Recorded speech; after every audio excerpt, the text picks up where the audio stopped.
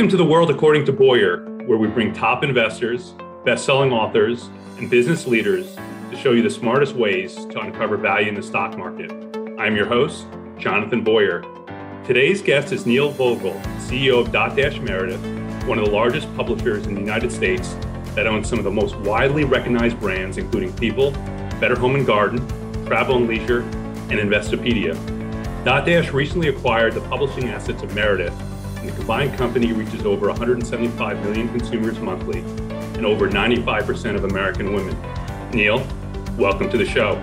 Thanks for having me. And I'd like to point out I am not a best-selling author, and I am not one of the world's great investors either. But thank you for having me. It's fun to be here.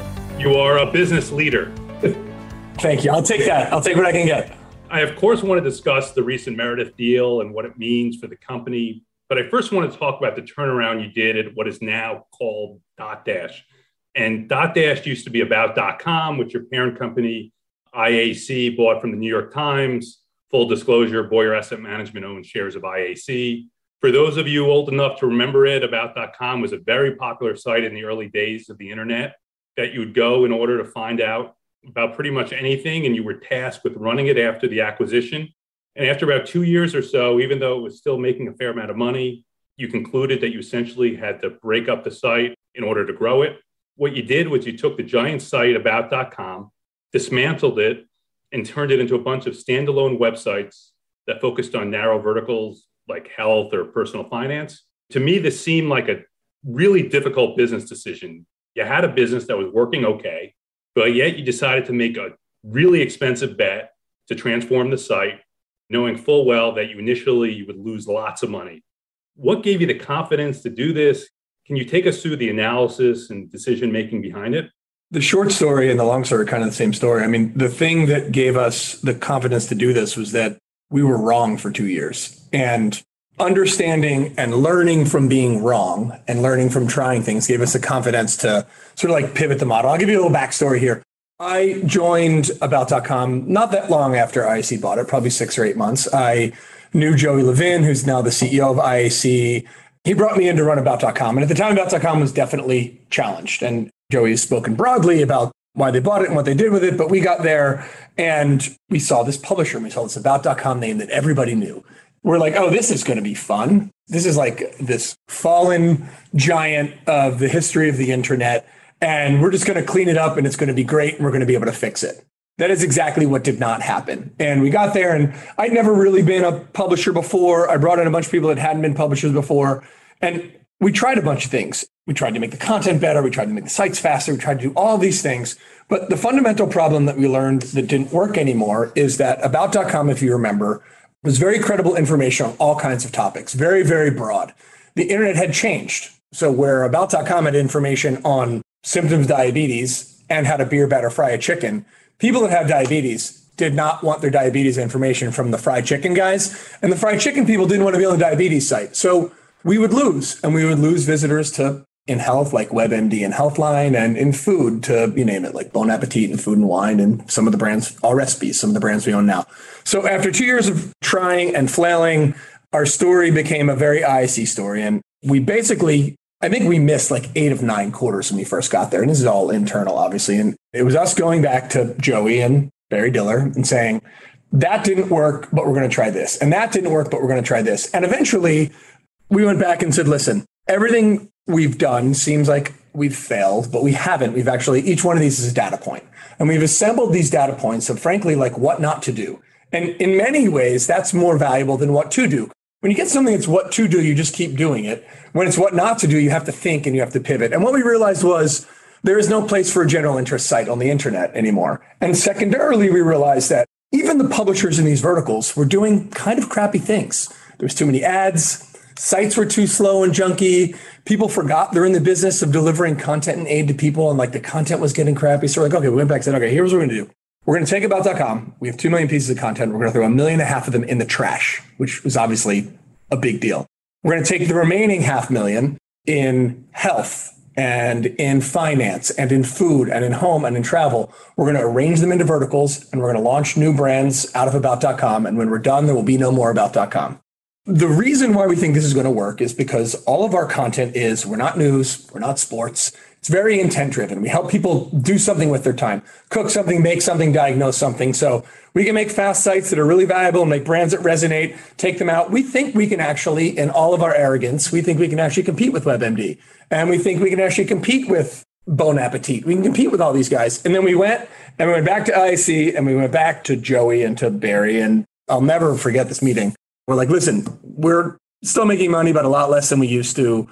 We want to take this brand that we thought was all of the value of the company. We want to throw it in the trash. We want to compete against the best players in publishing on the internet with this like new model that we just came up with. And oh, by the way, you got to let us lose some money to do it. The answer, which is a very IAC answer, and I know you've spoken with Joey before, and it was, what took you guys so long?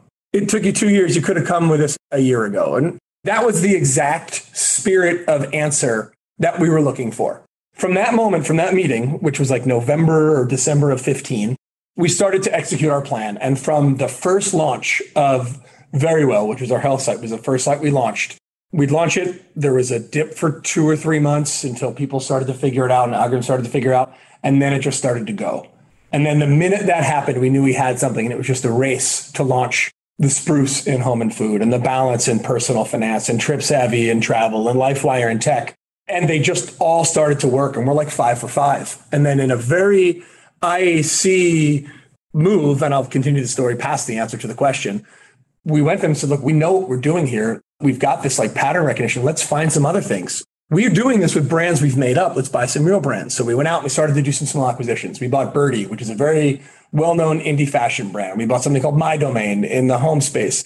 Then we bought Brides from Condé Nast. And then we bought Serious Eats and Simply Recipes and Tree Hugger. And all of a sudden, we're like 12 for 12. Like every brand that we've launched or bought, we've grown. We've grown in revenue. We've grown in audience. We've really improved them. We've got this formula. It's going. And you can see in our financial results, which are public, how quickly we were growing. We did not look like a publisher. We looked a lot like an internet company, although we are a publisher, to be very clear. And then to finish the story with the acquisition you opened with, we got to this summer. And for those of you who followed Meredith in the past, Meredith was half TV stations and half publishing assets. They sold the TV stations to another group called Gray Television, and the publishing assets were there. And we had a very similar conversation with BD and Joey about Meredith that we had at the time we broke up About.com, which is, guys, let's take a look at this thing. It's obviously heavy in print, but if you look very closely, this is a digital business masquerading as a print business. We brought in some of the smartest consultants in print. We think we know what to do with that going forward to make it a really nice complementary asset. But what we want is better homes and gardens and food and wine and travel and leisure and people. And if we can run our playbook on these brands that have been historically played second fiddle to print properties, and it's a really weird thing to say in 2022 that that's what happened, but that's really what happened. Like, let's get in there and let us do it. And more importantly, this whole like idea of pattern recognition that we can go back to is, if you map every one of the brands we acquired from Meredith, you can draw a straight line to one of our brands and what it looks like and what we had to do. So although it looks like we took a very big bite, we bought something much bigger than us. We broke it into its component pieces and we like know what to do with it, know how to digest it. Now we're 3 months in. I think today's just about 90 days. We're deep in the integration mode, but we're really excited. We're the biggest publisher in the world. We're these guys that were like these non-publishing guys that were very much outsiders trying to figure out what to do with About.com. And now we're the biggest publisher in the world. It's been a crazy ride. No, it has. And I applaud Joey and Barry Diller for giving you the chance. I mean, I guess to take the devil's advocate, success is the worst teacher. What are you doing to ensure that you're taking this situation individually? And obviously you have a great playbook of what you do and how to improve properties, but this is a huge acquisition. Is there anything you're doing differently? Yeah, I mean, the first thing is we are totally paranoid as operators. And this playbook that we used to like launch Very Well 4 years ago looks virtually nothing like we do today. And what we do is we have some guiding principles that we know work. And what we know works, specifically on the internet, but you can define this more broadly to other media assets, is best content for everything we do. And again, our content is called evergreen, help people content. Every single piece of content we make, we endeavor to make the very best thing on the internet for that. And if you do that, okay, that's something people will like. The second thing we want to do is our sites will be the best performing sites on the internet. And they are in terms of speed. That really drives performance. And then the third thing is the advertising and monetization we use will always be respectful. And when we launched, it continues today, we'll be 2/3 the number of ads on a typical competitor, maybe less, because you don't need more ads to make more money. That's a false choice. You just need better ads that you can charge more for, better ways to monetize you can charge more for. And if we focus in each of these brands with our number one job is making users incredibly happy and the money will follow, build audiences. Our audiences are generally down the funnel because you're trying to figure out what color to paint your kid's bedroom. We know a lot about you. Like your router's too slow. We know a lot about you. You're trying to cook paella. We know a lot about you. Like once you're down the funnel, if we give people the very, very best experience, that's how we build brand. That's how we build loyalty, and it works. Now, the formula for People magazine looks very different than the formula for Better Homes and Gardens and the formula for health.com. But those three principles are the overarching principles that underpin, or overarching and underpin, that might not be the right, I might have mixed things up there. It's a bad metaphor, but like they're the things that support everything we do. What's really interesting, and you had mentioned print, and I used to go to any doctor's office, et cetera, and you'd see a Better Homes and Gardens or whatever, Meredith magazine. I'm assuming that's no longer the case, but what you're doing now is super interesting, is you're making it more of a premium product, better paper, that sort of thing. Can you take us behind that decision? Yeah, for sure. I mean, I think historically, we've pretty much telegraphed what we were going to do and pretty much stuck to that. And it's the same thing if you look at what like Hearst and other people have done. Historically, magazines functioned a lot like the internet and how they made money. So if you're Better Homes and Gardens, you printed a lot of magazines, you had a very large subscriber base to try and sell ads against a very large subscriber base. I think what happened over time is the demand for advertising in print has gone down. However, people's willingness to subscribe to Better Homes and Gardens is still very robust. But there was a delta in the circulation between the people willing to pay and what they needed to serve advertisers. So the trick is to unwind that delta.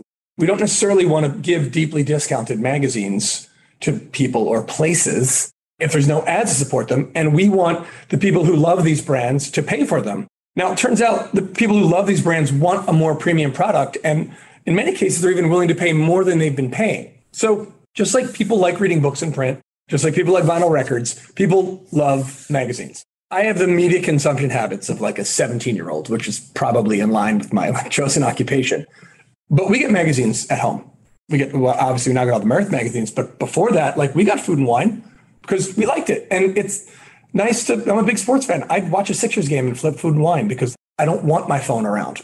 So there's a real demand for this. And I think what we've seen is that magazine properties that have a premium element, look, it's not a mystery that people don't want parenting advice from a magazine anymore. That's hard. We change that. But Food and Wine, Southern Living, People, the cadre that we kept and we're actually investing in, they have real audiences that really love them and it's an experience. And as long as we give them a great experience, it's not going to be our biggest business at all. It's probably not even going to be a growing business, but it can be a very profitable complementary business. We're in the brand business, right? If we're building amazing brands, Southern Living's magazine is amazing and it's incredible for that brand and people love it. Now, is the circulation going to double from here? Absolutely not. But can it be a really viable, profitable piece of the mix? 100%. One of the things that you've said before the acquisition of Meredith is you didn't have the scale to get a big chunk of advertising dollars. And to me, it seems strange. You had almost 100 million visitors to your site. What can you do now that you couldn't do before? I know you have about 175, probably it's grown a little bit since you last gave that stat. But like, what can you do now that you couldn't do before? Yeah, this is my favorite question. So when we were Dotdash, not only did we say we didn't have scale, but there's one thing we said we didn't have. We didn't have the brands. And we had great brands. We loved our brands, but our biggest brands were 4 and 5 years old. Like the Spruce is the single biggest home brand on the internet. It's 5 years old. Everyone knows Better Homes and Gardens. No one knows the Spruce. The Spruce is bigger than Better Homes and Gardens. So we had a branding issue. And we had a scale issue because we do something unique that others can't do. And we like our chances. One of the things that we do is we don't need cookies or personal identifiers to target because of the nature of our content. If you're on our site because your router is too slow, we know exactly what kind of ad to serve you. We know exactly what kind of commerce opportunities to give you. You need to either fix your router or get a new one. It's very simple. Same thing with the painting your kid's bedroom example. If you're trying to paint a bedroom for a newborn, we know that obviously you just had a kid. We know that you're in the market for home improvement. We know that that very highly correlates with a new car, a new house, and a new credit card. So we can target really, really well. What the Meredith scale allows us to do is, for the first time, a premium publisher can target contextually as well, if not better, than someone can target audience. And you can't outbuy us because we have so much scale to do that. The second thing was, it now gives us these incredible brands to talk to advertisers. Like Better Homes and Gardens is 100 years old this summer, and People's 50 years old. Like, these brands are special and beloved as leaders to talk to advertisers with. This is what we like the most. So it's like, okay, is your content safe and good? Yes. The 175 million users you referenced, every single one of them experiences only content we've created, edited, completely ours. There's no feed. There's no fake news. There's no politics. There's none of that stuff that you don't want your ad next to. There's no weird videos that are saying, like, none of that. We control all that experience. So check, that's premium. Can we deliver scale to someone? Check. Can we deliver audience to someone? Check. Do we have some of the best brands in the world? Check. So all of a sudden, we're a viable alternative. And again, this isn't part of the model we need to succeed, but I think it's going to happen. We're a viable alternative to Facebook. We're a viable alternative to some of these other places that, frankly, it's an interesting position for us in that we're talking to all these big agencies and having lunch with the head of this agency and that agency. They're all rooting for us. Like, everybody wants this. Everybody wants a premium publisher that has the internet bones, that understands how to target. And in a world where this intent-based targeting is better than this like audience cookie-based targeting anyway. So we tell everyone, like, look, we're better than Facebook because we're trusted. We can compete with Google. And again, obviously not on total scale, and we can't take all the money, but we take a little of it. There where you go for the question, we're the answer. We're closer to the customer than Google is. We just think we have a really interesting opportunity if we get this right and we put it all together correctly. Let me explore that. That's really interesting, especially what you mentioned about Google and Facebook, large consumer product companies, which are, big advertisers of yours, spend tens, hundreds, in some cases, billions of dollars a year on advertising in the case of, I guess, a Procter & Gamble or something. And there are really few places outside of Google and Facebook where you can efficiently and effectively spend that kind of money. Well, there's a new one now. Yeah, I'm saying, is Dotdash Meredith now a viable number 3? I mean, listen, I hope so. That is our long-term goal. We would like to be in the same consideration set, and I think we can be with our performance and our brands and our scale and our safety, and knowing that you're going to be contextually around things that look and reflect favorably upon your brands. If we can do that, we got a puncher's chance to take a couple of nickels out of these guys, which I think that we can do. Now, the number one thing we have to do is, and to be clear, we're not competing for the direct dollars. That's not what we do. But all of the branded dollars that go to these places that are performance-based and brand-driven based, I think we got a puncher's chance to fight for. We need a seat at the table. I think we're going to get it. I think one of the things that maybe investors probably don't get, and maybe you can explain, is like, what does a conversation look like when you're going to a consumer product company and you're saying, I want you to advertise on Dotdash Meredith? Like, it's not like a small business going on Google, whatever the Google service is. No. We're generally talking to like near agency heads and CMOs and things like that. Yeah. So what are you offering them? I'll work backwards. One of the really interesting things about our business is our ads and programs have historically performed incredibly well. Because we started from a place where we didn't have brands and all we had was scale and performance, we had to go into these places and say, give us a chance, give us a shot. You're going to learn our brands, but I promise you our stuff's going to perform better. And because our sites are fast and because we have fewer ads, they like invariably performed better than other publishers. So that was really positive for us. And it's manifested itself in a way where you'll hear Joey on earnings calls say things like, every quarter, 23 of the top 25 Dotdash advertisers will repeat. That's just not a thing that happens to publishers. Meredith, not even close to that. It's because of how well we perform. Now, it also depends on what the metric somebody wants is. Is it an auto guy that wants test drives, or you selling charcoal that wants to sell charcoal around July 4th? And what we have historically been able to do is through contextual targeting and through scale, and through sites that are so performant and ads that are so well placed, we've been able to show real ROI better than other advertisers, including the platforms, for the vast majority of the people who advertise with us, whether it's pharma clients or finance clients or food clients. And that initial performance got us in the door, got our brands more familiar. Now that we're adding these brands and these scales, what we're going to do to Meredith is we're taking all the Meredith brands and we're putting them on our ad stack, like technical term for putting them on our sites that are going to make them as fast and as performant as ours. So all of a sudden we have all this scale that's going to be top of market or better than the market performance, 175, 180 million people a month. And these brands, we can talk to virtually any CMO in their language. What do you want? Like, do you want test drives? Do you want brand awareness? Do you want to sell more of your new soup? Like, what is the KPI you're trying to hit? Tell us that KPI. We will make a program to hit it for you. And I think because we came from a point where we had to hustle for every client and perform and perform and perform. When you add that into what Meredith has with these incredible brands and this incredible scale, if we can keep our hustle and we can keep our brains and we can keep our performance, we love the combination. And frankly, that's what we're hearing. It's early days. We've done a few deals with advertisers that are 1 + 1 is more than 2. And frankly, we're hearing back from advertisers, the few that we've gone out with together, exactly what we'd hope in some flavor of this. Like, wow, we'd love to give you more money, but we never could before because you couldn't get more. Or like, oh, this really performs, you're top of plan. So here's the mid-quarter re-up. Oh, we can now buy programmatically across this whole thing. This is great. I can find more of my audience here at a good price. So again, we really like our chances that we can do this.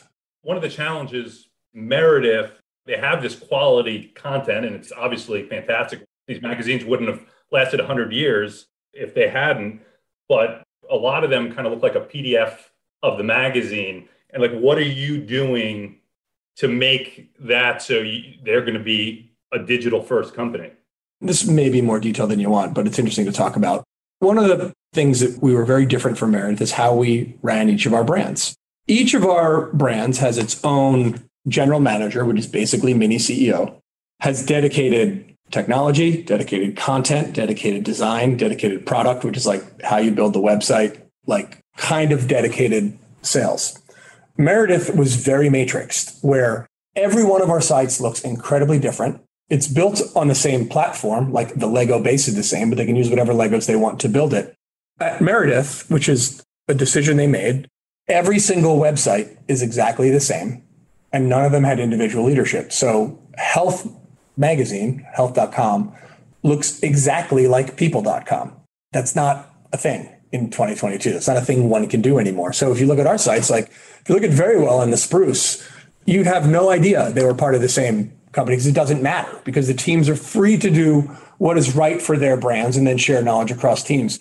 We are bringing that across all of the Meredith brands. And we're 3 months in, we already have every leader for every brand in place. What we're doing is the first thing we're doing is we're taking all the old sites, moving them onto our ad stack and tech stack. Then we are taking all the technology people, moving them into brands, and all the design people and all the product people and all the leadership, and saying, have at it, figure it out. Better Homes and Gardens should absolutely be the best home site on the internet. We've got all the tools, we've got all the resources. Now we have the structure, go do it. Take Better Homes and Gardens, for instance. The Spruce is probably, depending on the day, 50 to 100% bigger than Better Homes and Gardens in terms of audience. However, if you look at Google searches, 8 times more people search for the phrase Better Homes and Gardens than search for the Spruce. That's our opportunity. And if we can do the right job with Better Homes and Gardens, given its brand history, given the print magazine, given anything, we think it will achieve what you're calling it, its rightful place in the universe in hopefully a relatively short period of time. The thing that got us most excited about Meredith was when we really dug in and we saw this structure, because this is like the opportunity. The industrial logic there was always like, well, we're so big over here that like each of our things has to look the same. If you take people out, we were bigger than Meredith at Dotdash. So you don't have to do it that way. And as a matter of fact, it's much more engaging and inspiring for a team to be like, all right, I am a health expert. I'm going to make the best health site on the internet. I'm competing with Healthline and Everyday Health and WebMD, and we're going to beat them, and we're going to build amazing things that are just for us.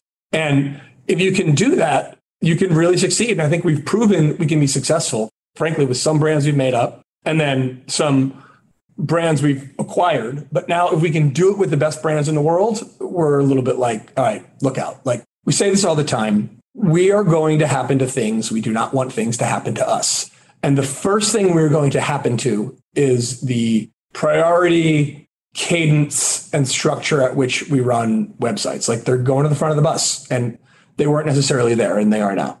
One of the things that we're really excited about that doesn't necessarily get as much investor attention, it gets some, is Meredith was super strong in licensing. I mean, really have done a great job. And Meredith is a company we've followed since the 90s. And Meredith had this, still does, this great partnership with Better Homes and Gardens and Walmart since I think 1998 or so. It's grown. How big of an opportunity is licensing, in your opinion? Very. And it's something that we have spent a lot of time on since we got here. One, they have this incredible relationship with Walmart, who's been an incredible partner at Better Homes and Gardens. At Dotdash, we always looked at Meredith. When we made Dotdash originally, when we had to take apart about.com, we had a conference room in our office where we took Meredith and we dissected every single property and every single thing that they were doing. It's kind of like this thing of folklore here now because we actually do own Meredith now. One of the things we looked at then was this licensing business. And we always said to ourselves, licensing is the true testament if you have a brand that people care about. And they have brands that people care about, and they have an incredible licensing business. I think it needs some sunlight and water, which we're going to give it. We had the beginnings of some really nice licensing around the Spruce and around Very Well. And we had a 7-figure licensing business here before we did this, which is a mini fraction of what they're doing and what they can do. One of the things we haven't talked about is we're learning a ton from them. And one of them is how do you leverage brands in other ways? If we're not going to be a print company, what are we doing? And we have these Food and Wine and Southern Living and BHG and the Spruce and Very Well and Investopedia. All of them have a real chance to have other revenue streams that look a lot like licensing, right? Stuff that we're going to put our name on, but we're only going to do it with things that we really believe in. Like the Walmart collection is incredible for Better Homes and Gardens. Honestly, we got to get the Better Homes and Gardens. We have to focus on that as much as possible because it's so on brand and it's so good that's the blueprint for everything else we're trying to do. But it's funny, most people don't ask us about this. If we get it right, it's going to be a nice part of the plan going forward. I mean, it's just unbelievable high margin revenue that you can get, and why not do it? High margin revenue. And look, it's funny, high margin revenue doesn't live on its own, doesn't just fall out of the sky. You get high margin revenue because you're doing amazing things, because you have a magazine that is the best shelter magazine in the world. And you have a website that is the best home and shelter website in the world. If we can get to there, things like licensing, if run appropriately, they'll take care of themselves. Our number one objective is get these brands thriving again, get them absolutely thriving. And if we can do that, things like this blueprint that we have for Walmart Better Homes and Gardens, we're going to be able to replicate in a lot of places. Just shifting gears a little bit, one of the things that you've historically been really strong on is performance marketing. That's a big part of your business. A lot of people have no idea what that really is. Can you explain that? Yeah, I mean, performance marketing that's the term we use in our financial reporting. It's essentially e-commerce. It's essentially us helping customers, connecting them with goods and services. So if you're on the Spruce and you need a new blender for your small kitchen, helping you find the best blender and buy it. If you just had kids and you want a new credit card that gets you the best frequent flyer mile deal, we can help you find the best credit card. If you need an online therapist because there's something going on in your life, we can help you pick the best online therapist. If you need a new couch, if you need a refrigerator, if you need anything, you need to learn how to make smoky eyes for the date you're going on tonight. We are very, very deep in I'd call it the guides, ratings, reviews, commerce business, where if you trust our brands, and you're a young woman on Birdie and you love Birdie, you love Birdie's content, and they'll make fun of me for using this example all the time. So I'm going to use it again so they can listen and make fun of me. People, the woman wants to do smoky eyes for her big date or for her big night out. To the extent that we're the people that can tell her what products she needs to do that and tell her how to do that, that is totally in line with the mission of the brand. And it's a great way for us to monetize.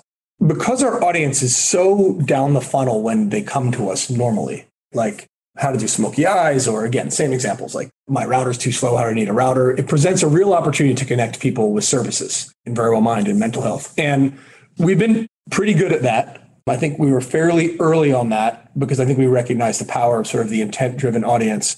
During the pandemic, that business went absolutely bonkers. That is a very big part of our business going forward. I think it's more than a third of our revenue now, connecting people. And for us, we love it because it's totally editorial independent. No one that ever writes anything or reviews anything for us has any idea of any economic arrangement we have where we send somebody. We don't care. We often recommend things that don't pay us. It doesn't matter. We're not like other publishers. We don't order things in the way people pay us. We order things in the way we recommend them. With this acquisition, I think we probably have 75 to 100,000 square feet now of dedicated product testing space, where we have 40 test kitchens in Birmingham, Alabama, and probably another 15 or 20 in Des Moines, Iowa, where we're testing not only all these products, but like virtually every recipe that goes on our websites and all this stuff. And like, we do the same thing for all the home sites and all the tech sites. We can really take this seriously. We even think we have a chance to be the very modern Consumer Reports. The business is very similar to what like Wirecutter does in the New York Times.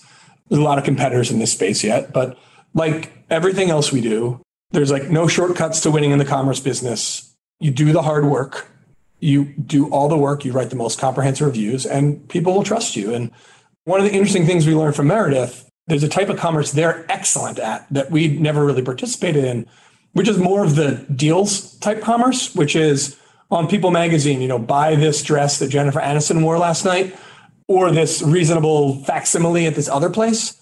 They are very, very good and very, very seasoned at that type of commerce, which is our stuff really aligns with the intent of our users. What they're really good at is manufacturing intent at places where maybe there isn't shopping intent, but like you love Jennifer Aniston, she looked great, and I want to own that dress, and we sell them that dress. That's a surprisingly big business for them and something we're going to roll out across our sites. And we're learning a lot from them on this. And look, a big opportunity for our type of commerce is they don't really do it this way on most of their brands. Like there's not that much commerce at Food and Wine or at any of these other places. And it's a way we can monetize without ads. And it's something that our customers actually want from us. They want our recommendations. They want to know what our editors like. They want to know what colors we like the best. It's really interesting. So IAC, they're famous for it, and their playbook has historically been to spin out businesses once they're able to operate on their own. They've done it many, many times, most recently Vimeo. I realize this is a board decision. I totally get it, but there are any like metric the companies have set or something to figure out like now would be a good time where it's appropriate? I mean, to be clear, it's not up to me. I think they've said in the past, when you get so big or there's a compelling other reason to send you out of the nest, you get sent out of the nest. But the reason you'd need to be public or independent is, do we need capital? And I think we've clearly just proven that we don't need capital to execute our model, right? $2.7 billion is a lot of money. If you need a way to compensate people, and we have equity in Dotdash, we can do that. IAC has really great programs that make it look really compelling for people. And do we need like the leadership of a board or outsiders? And like, I get to hang out with Barry Diller and Joey whenever I want, or maybe not whenever I want, but whenever they're not sick of hearing from me. And that's really valuable. I mean, the IAC culture, which we really try to embrace, it's not for everybody. I love it. It's a lot of debate, a lot of standing up for what you believe in. Like in many cases, they just want to know that you know, and a lot of planning and a lot of time. Like I think BD called it in article once, creative conflict. Like that room is not the easiest room, but if you enjoy being in that room and you enjoy having ideas and defending them, and you don't mind when people are taking shots at your ideas, it's the best place to work. There's no other place in the world that would have let us mess around for 2 years with something, do as poorly as we did in the beginning, and that was pretty poorly, and then turn around and tell us like, come on guys, don't do the next thing and take as much, not as much money as you want, but as much money as you reasonably need to do this. And then literally 3 or 4 years later, give us almost $3 billion to take this incredible shot. Like IAC is the best possible place to work if you're an entrepreneurial CEO. You mentioned Joey and Barry. I recently interviewed Joey late last year, and I asked him about the things he learned from working with Barry Diller. And what he said was, think bigger. Why settle for a small idea or category? Why not go after a big one? Which I thought was pretty insightful, and that led him to take a stake in MGM that's been extraordinarily successful. Any insights that you've learned from Barry Diller that you want to share? I mean, I think it's what Joey said applies directly to this. Are we in this business? Are we good at it? Good at it enough that we're like, I guess, have the confidence that we're good at it, but like the self-awareness to know we have a long way to go and get better. And if we are, what are we doing if we're not going to take a shot here? What are we doing if we're not going to do this? And it's all of that. The other thing, there's some really specific things that I've learned here. And there's some really interesting things that I've learned about managing people and managing organizations from these guys, which is 100% of the time, you are better off finding your next leader internally than externally. Meaning, look around the room. If there's a job you need done and there's someone who is going to, who you think can have a shot at that job, even if they're going to be over their head, even if they're going to be in the deep water, chuck them in the pool. It's way better than hiring from the outside because that disempowers all those that work for you. If you're bringing, and people from the outside fail more than people from the inside anyway. The organ rejection, cultural rejection. So our entire leadership team here has been, it's the same team that was here when we sucked. Most of the people running our businesses are people that we brought in doing something completely different than they're doing now. Like Tori Brangham, who runs our commerce business, who's an absolute star and responsible for whatever, a third to 40% of our revenue. She started out running a home vertical at about.com. And it's just so smart and so good. And we've done this so many times. That's the one thing. Now, are we insular? Is that weird because we don't go outside? I mean, we go outside when we have needs to go outside. But the effect that has on an organization when everyone sees those around them are the people that can really advance and that your career is not capped and you can do anything. Going back to the conversation, everybody owns some equity and it creates an environment that is conducive for success and sets you up to do the thing, right? We never planned to buy Meredith. Were we ready to buy Meredith? Probably not. But had we learned how to think about something like buying Meredith? 100%. Listen, whatever we don't learn, we can ask or we can be told and we can, the process of buying, like the stories always tell great and very smooth in retrospect, but we're convincing some of the smartest people in the world of what we want to do. And they have their own opinions and nobody has better pattern recognition than Barry Diller. He's seen virtually everything in media and it might not be the exact same thing, but he knows nobody's better at building brands. I don't know. You just get to this place where the assembled learnings of the things you do and you put into practice and the culture, like the culture of this place, once you get it right, they'll invest in you and go do it. And it's exactly what Joey said. The Meredith deal is exactly, and I listened to the podcast with Joe, it's exactly what he said to you. Like, if you're going to do it, think bigger, like think bigger, bigger, bigger, bigger. Like, let's go. And that's where we are here now. Hopefully not to our detriment. No, I don't think so. It's a great answer. And Neil, you've been really generous with your time today. And thanks for coming on to The World According to Boyer to discuss the evolution of Dotdash, which is absolutely fascinating, and your recent acquisition of Meredith. As an IAC shareholder, I look forward to following your progress. So thanks for being on the show. And thanks. Look, if anybody wants to talk to me for an hour, I'm happy to talk to them at any time. And thank you. It's been really fun. I really appreciate you having me on. I hope you enjoyed the show.